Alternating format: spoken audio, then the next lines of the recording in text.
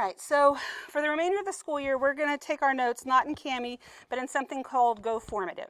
Why, I've been asked today? Because I said so, right? There's a lot of good reasons. I'll explain some of them while we go through it today. But if you have a touchscreen device, go to goformative.com on your device. If you don't, then go to goformative.com on your phone. Then go to log in, and you're going to log in or sign in, however it's worded, with Google, and then use your district Google account to get in there. If you are CTHS, then you are going to use the codes that I gave out on Friday. And I know that I accidentally gave 2 codes. What happened was I gave code for every period, and then I also gave everybody 6 periods. So if you end up in 2 classes at your CTHS, just go with the one that you're actually in, and I'll take you out of the wrong one eventually. It's fine, just let it sit there. So go ahead and get logged into Go Formative. Let me show you. And so your assignment today is in Go Formative also. That's what this GF means. Tomorrow your assignment is in Delta Math. Okay, so should hopefully make sense. When you get logged into Go Formative, you should see 2 assignments right now that look like this. Are we good? Okay, so we're going to start with the notes. So click Open on your notes. Then click on this first slide that says Show Your Work. Now, there will be a lot of slides that say Show Your Work. That's not necessarily anything you'd show work on, like this one. But if I do it that way, then you could actually write on the slide if you needed to. So you're going to be able to use this just like Cami. So you could write on this if you need to. If I want to erase it, here's my eraser. You can change the color up here, make it blue, whatever. And then, it's going to work just like Cami. You don't have to actually write anything on this slide, but that's what's going to happen. So then, if you're on your phone, then on your device, go to student.desmos.com. If you're on your touchscreen device, then open a new tab and go to student.desmos.com and type in this code. This is going to give us the graphs that we need for today. So the fact that we're using Go Formative and Desmos, that's like not why we're using one or the other. It just happened to be both on today. And we're going to have to look at going back and forth on each one. All right? So then I'm going to check off of this. Then I'm going to go to slide number 2 that says Show Your Work. And this is where the notes are going to start. So I need everybody to get there.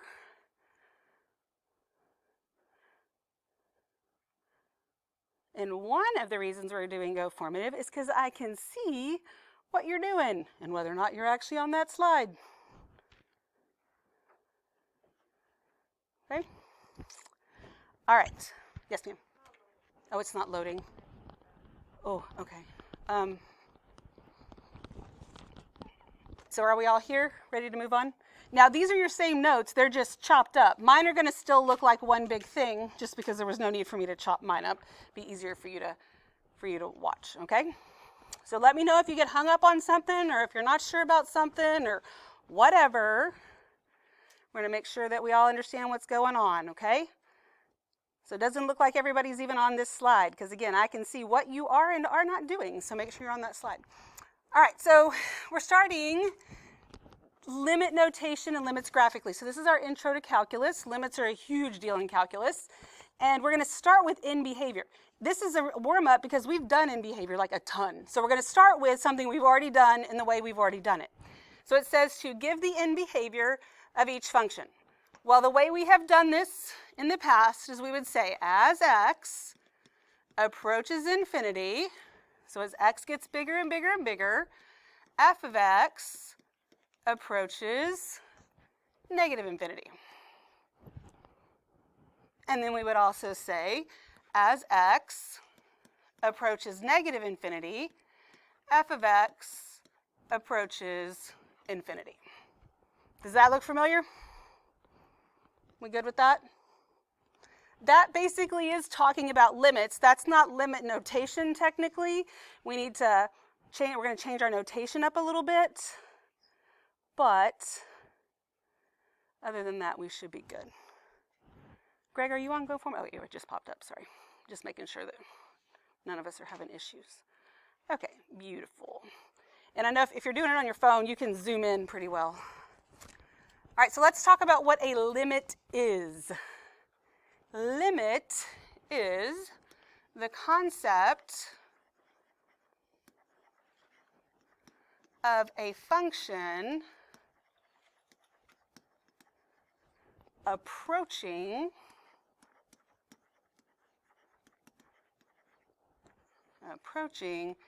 a certain value.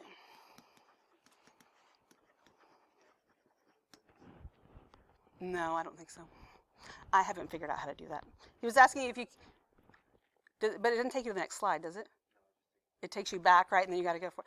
Yeah, that might be something I could put in the suggestion box, because I thought it was kind of weird too. At first I thought maybe I just wasn't smart enough to use it, but I think that's the only way to do it, which seems a little not very efficient, but yeah. All right, so the concept of a function approaching a certain value. We honestly don't care if it ever even gets there, okay? Just what's happening is that it's approaching this value. That's why, and you don't have to flip back to the other slide, you can just look at mine. That's why on here we're talking about as x approaches infinity. We know we're never going to make it to infinity. Then f of x is approaching negative infinity. Even if we could make it there, that is irrelevant when we're talking limits, okay? So our limit notation, even though we're kind of saying the same thing, the notation changes. And here's what the limit notation would look like. This would be the limit, LIM, as x approaches c. So it says, given the function f of x, the limit L as x approaches c, so the limit as x approaches c of a function f of x equals L.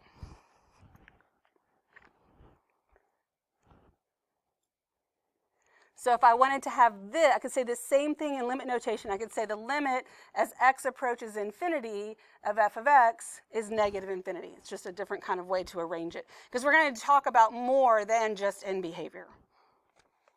We all good so far? All right, so let's look at these bottom three. And we're going to talk about them the way we've been doing them, but we're going to write them in the new way. So what we've done in the past is we would say, all right, as x approaches infinity, f of x approaches negative infinity, right?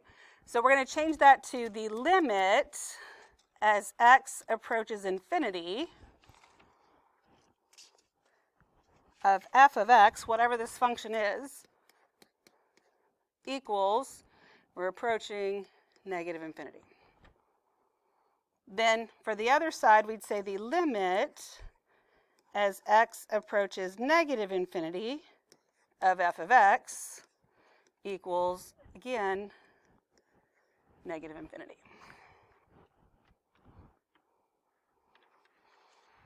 Okay. Any questions about any of that? We good? All right, then I want you to look at number 4. Write number 4 in limit notation.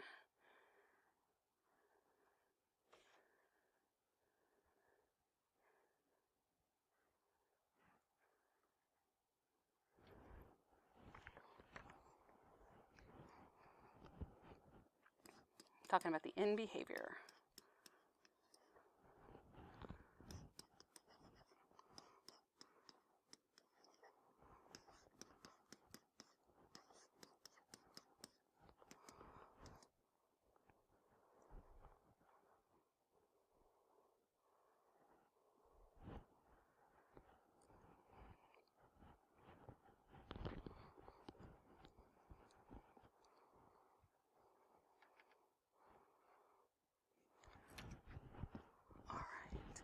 So as x approaches infinity, what is f of x approaching? Negative 4. Good, because there's an asymptote here. And then the limit as x approaches negative infinity is going to be infinity. We okay with that? Any questions at this point?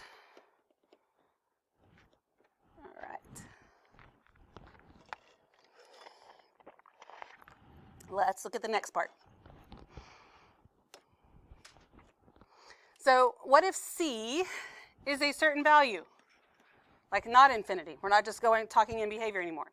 If c is a certain value, then the limit is the value in which x is approaching from either side of c. Both sides. We got to look at it from both sides. It's important to understand that a limit is not what happens at C. I don't care what's happening at that point. I want to know what's happening on the way to that point. So rather what is happening to the function near or close to C. Now, I know that right now you're not going to understand why we care about that, but that's what we're looking at. We have to learn how to identify it first before we can apply it and know why it's important to us. I'm going to show you a short 4-minute video that's going to explain limits, hopefully pretty well, and then we will move on. I have to mute here.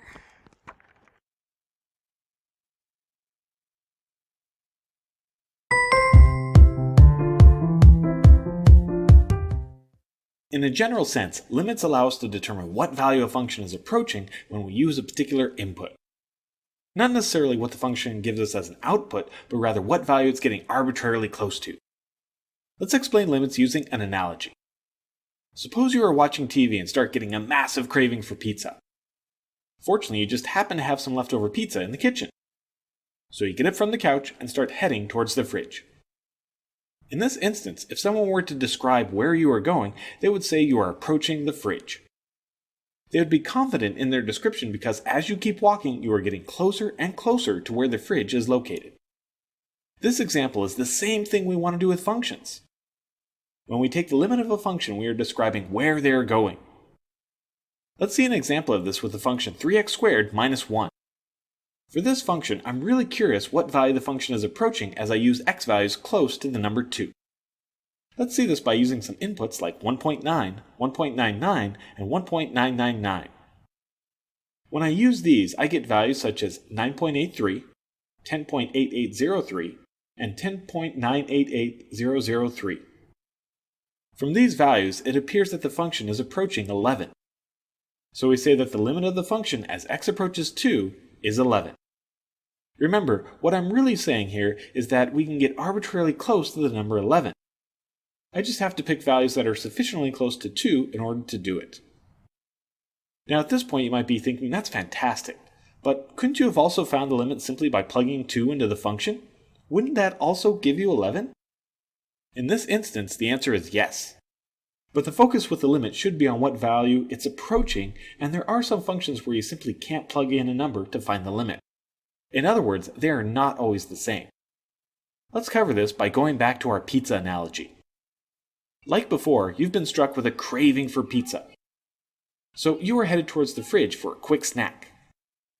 Now, in one scenario, the fridge is there, loaded with pizza, and you can easily satisfy your craving for pepperoni. But in an alternate scenario, the fridge is gone, possibly stolen by pizza-craving ninjas, and you are left empty-handed. Even though both of these situations are completely different, your behavior leading up to them is exactly the same. In either case, you are still approaching the fridge. This is the key difference with limits. They are used to describe what value a function is approaching. They are not used to describe the value the function actually reaches. Let's see how this works with yet another function. Let's go ahead and use x squared minus 4 all divided by x minus 2. Like before, we are interested in what value the function approaches as we use x values close to 2. Let's go ahead and choose some inputs like 1.9, 1.99, and 1.999. When we use these, we get values of 3.9, 3.99, and 3.999. From these, it appears that the function is approaching 4. So again, we say that the limit of the function as x approaches 2 is 4. If you try and find this value by instead plugging in 2, something strange happens. When you plug 2 into the function, you get 0 divided by 0. This shows that the function doesn't actually ever get to 4. In fact, a quick look at the graph shows a hole right where 4 is. Despite the hole, the behavior of the function leading up to it is the same. Since the behavior is the same, we still say that the limit of the function as x approaches 2 is 4, even though it never actually gets there. Hopefully both of these examples really highlight how limits focus on the behavior of a function, what they get arbitrarily close to. One thing we still have left to cover is what it exactly means when we say that a function gets arbitrarily close to a value. But don't worry, we'll be able to tackle that tricky problem in the next video when we introduce epsilon and delta. Okay, well, we are not introducing epsilon and delta.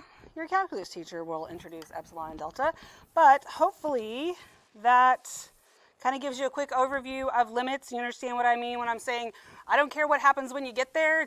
We're on the way to the fridge. Whether the fridge is there or not is completely irrelevant. We're just on our way to hopefully get some pizza. All right, so we're going to estimate this first limit here. And there's multiple ways to estimate limits. We're first going to look at them as a table, then we'll look at them as graphs, and then we'll look at some other things in the next few days. So this says we're going to estimate the limit as x approaches 2 of this function by completing a table. All right, so this is where we're going to go to Desmos for the first time. So your first Desmos slide should look like this. And we want this to give us a table. All right, and some of you probably have a lot of Desmos knowledge. Some of you may have very little. I want you to have Desmos knowledge not just for this, but so that you could use it for yourself for other things as well. If we were using a TI 83 or 84, you'd probably know how to use the table because that's probably what most of you used in algebra. But I want you to know how to get to a table on Desmos as well. So here's our function. That's what's on the notes there. If you hit this little cog, then you have a little table icon right there, and you can open a table. Now, it's going to put numbers in for you. Those aren't the numbers I want. I want to use the numbers that were on the notes, and so that you don't have to flip back and forth. I'm going to type them in too so you can do those. That was, so over that -2 right there, I'm going to put 1.997. Then I'm just going to hit enter to get a new row. Then 1.998, enter. 1.999, enter.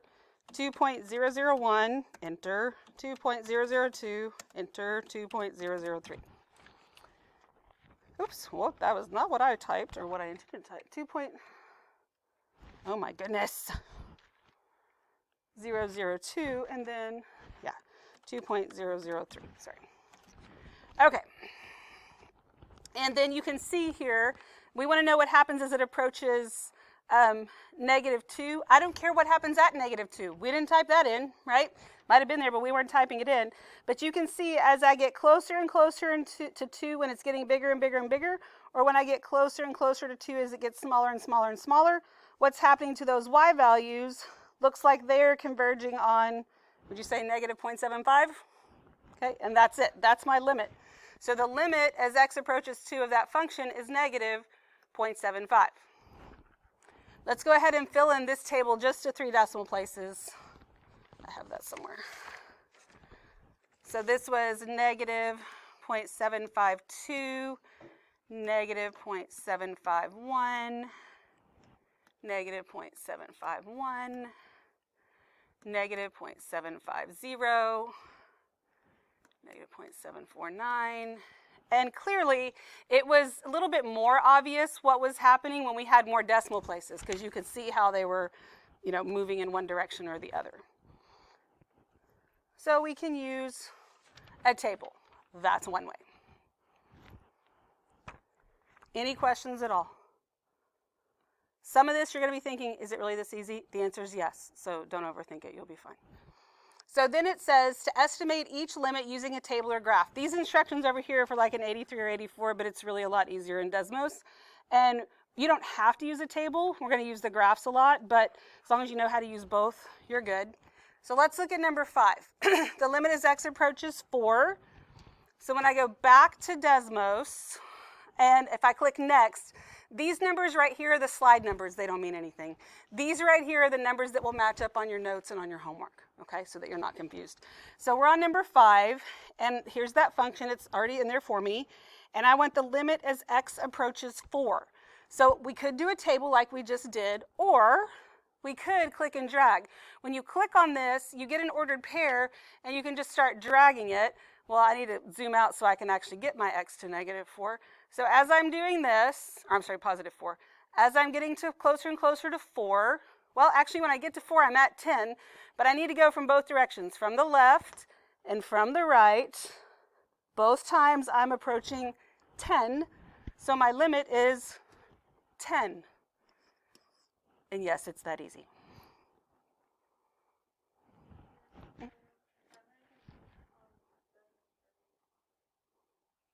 You typed in the code? You have to go to that very first slide where it tells you to go to student.desmos.com. It's on your first slide. I have no idea. All right, number 6. So we're going to go to the next one, number 6. And this is why you want it in Desmos and you don't just want a graph on a piece of paper, because you can't click and drag on your paper, right?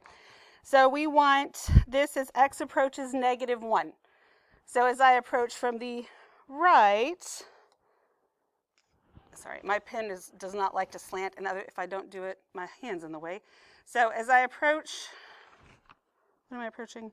-1 from the left. Oops, I passed it up. And -1 from the right, what does it look like we're heading towards? What do you think that limit is? You click and drag on your own too, because my hand's going to be in the way most of the time. Do you see how that makes it -3? All right, and so just like in the video, it said, well, couldn't we have just substituted these in? Well, let's look at that. Could I? Let's see. If I just took 4 and substituted in here, 3 times 4 is 12, minus 2 is 10. If I substitute in a -1 right here, I get -3. That's great. So this is a limit as x approaches -3. Let's substitute this one in. -3 cubed, -27 plus 27 over -3 squared is going to be 9 minus 9. That gives me 0 minus 0, and that's no help at all, because that's undefined, but my answer is not undefined. My answer is totally defined. So let's look at the graph and see what's happening on the graph, because that's the way we're supposed to be doing this anyway. We'll talk about a substitution option, but not right now. Right now we're looking at graphs and tables. So when I look at number 7, as x approaches -3, so it's approaching this, so I know it exists because it's right here.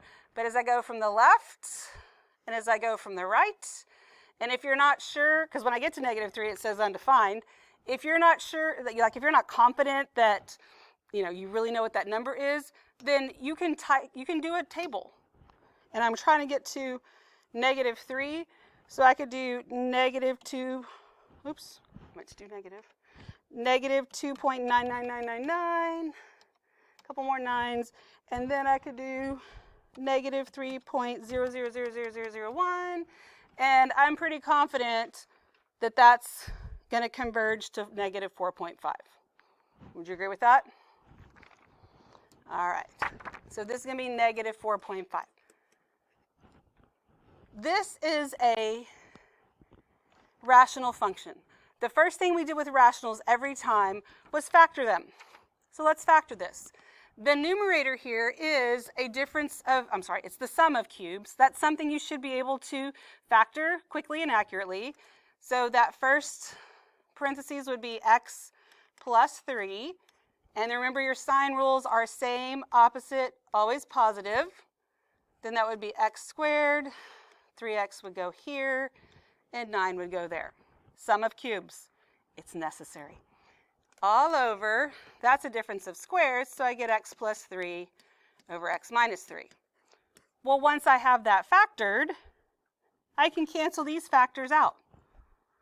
What happens to my graph when we cancel a factor out?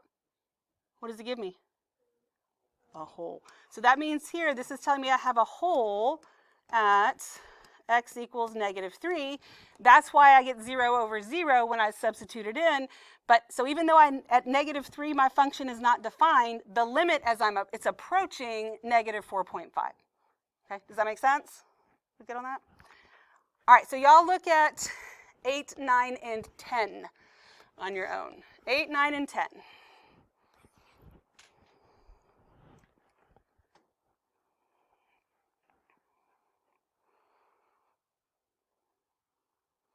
And I don't think I need to say this to y'all because it looks like y'all are all doing this, but I don't know, for the sake of the video, doing this in Go Formative, that's not optional. Like this is the way you need to be doing it. Except for you, Grace, it's okay. Oh, is it working now? And if you're on your phone, your stylus works on your phone too. That might make things easier for you.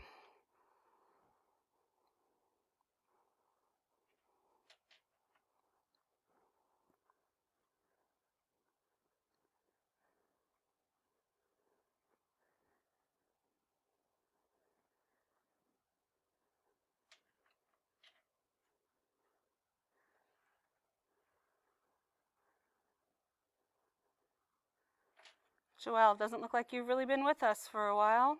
What's going on?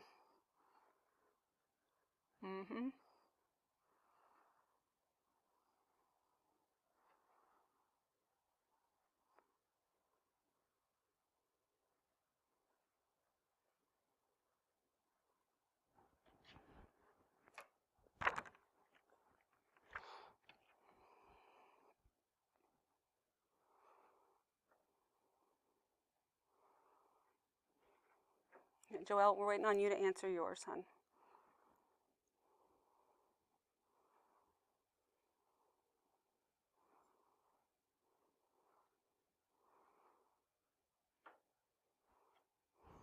Because I can see what you're doing and when you're doing it when I'm looking.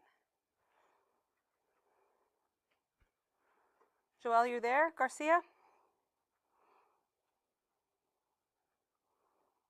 Yes, no? Oh, did I not turn my... Oh, I'm so sorry. Well, you shouldn't need your mouse. You have a touch screen, right? No. Okay, so if you don't have a touch screen, what are you supposed to be doing?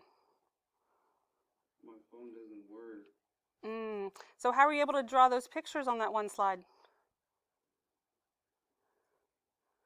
I saw you... Me trying to fix my mouse. Okay. Well, I suggest you figure out how to get it fixed before tomorrow. And, all right. Miguel, Sebastian, what's going on? I was putting the code on the decimal. Okay. All right, so what did we get on number 8? Y'all get 0.5? Yes? What do we get for number 9? 2. Yep. What do we get on number 10? -1. Good. Any questions on any of those? Sweet. All right. So let's look at when limits can fail to exist. So a limit can fail to exist under any of the following conditions. A function contains a jump and therefore approaches a different number from the left side of C than from the right side of C. Okay, so this graph didn't come out too well even on the digital version, so this is what the graph actually looks like. So that has jump discontinuity in it. The limit as x approaches 0, so as I approach from the left, then it's approaching, x is approaching 0, y is approaching -2. From the right, as x approaches 0, y is approaching a +2. So since these two are different, it does not exist. If I was to evaluate the function at 0, my answer is 2, but that is not the limit because it's not the same coming from either direction. Okay, does that make sense? Has to be the same.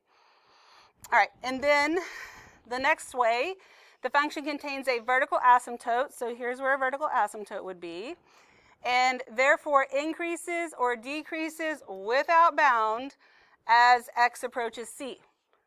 So as x approaches -2, from the left it's approaching -infinity, from the right it's approaching infinity, which means it does not exist. Okay.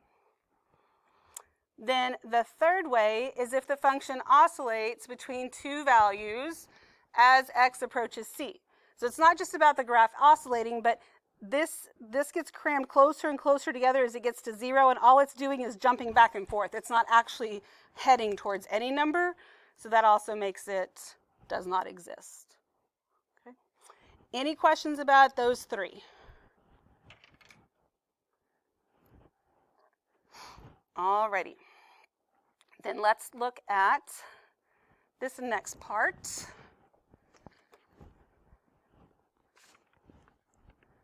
Look at these limits. So it says estimate each limit if it exists. So here I have a piecewise function. I want the limit as x approaches -1. So we're going to go to Desmos. Should be on number 11. So let me get there. All right. So as x approaches -1, from the left, it's approaching 2. From the right, it's approaching -3. So since they're different, what's my answer? Does not exist. And it's not just because it's a piecewise function either.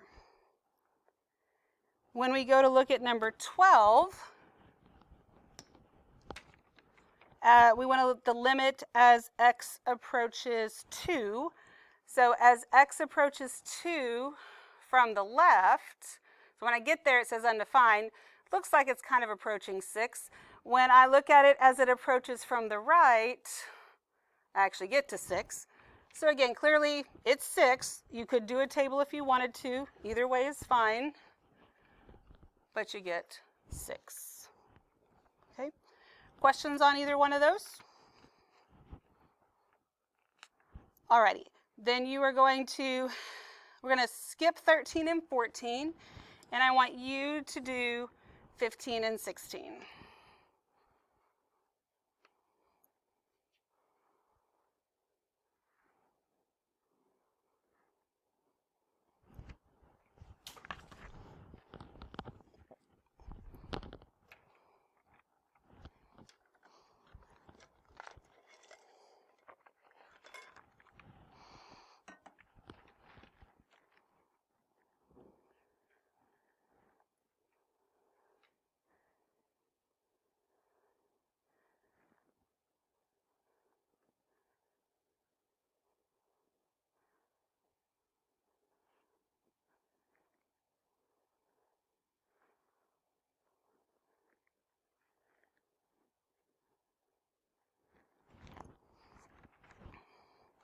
So one really nice thing, like I said, about Go Formative is I can see what you are doing as you are doing it, so I can see, like, if we all have the right answer, that's great. If we don't, I'm not going to call you out. I'm not going to say, well, Susie has the wrong answer, but I know at least that it's something we need to discuss once we all get them in there.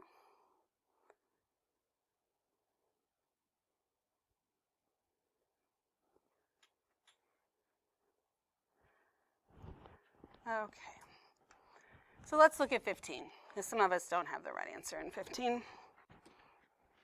I think I know why you put it, but so we want on 15 the limit as x approaches 1. Well, as x approaches 1, not sure why we're putting does not exist, because it totally looks like it exists to me over here. As we approach 1, going from the left, going from the right, maybe a table would be nicer on this one. I don't know. But the answer is does not exist. I'm going to assume that you saw an asymptote and you're like, oh, look, negative infinity, infinity. It doesn't exist. Nobody asked you about -4. It was when x approaches 1. And when that happens, you're approaching 1/10. Okay, does that make sense? All right, and then 16. This one is as x approaches -1. So as I approach -1, they're approaching two different things. That one does not exist. I think you'll all have that. All right, any questions on those two? All right, then we're going to skip 17 and 18, and we're going to do 19 together. So let's look at 19.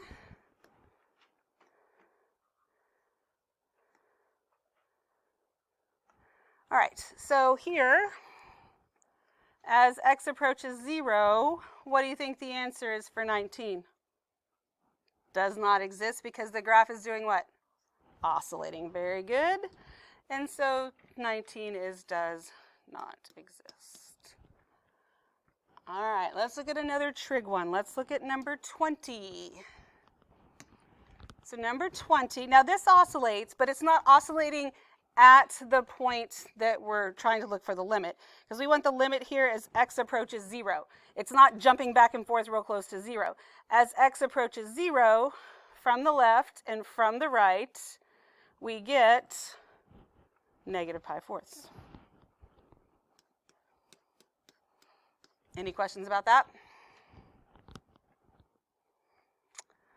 Alrighty. 21. The limit, we're going to change this to pi halves. So on 21, we want the limit as x approaches pi halves. So when you look at this is pi. We could zoom in to see pi halves, but I think you could figure out that it's right there.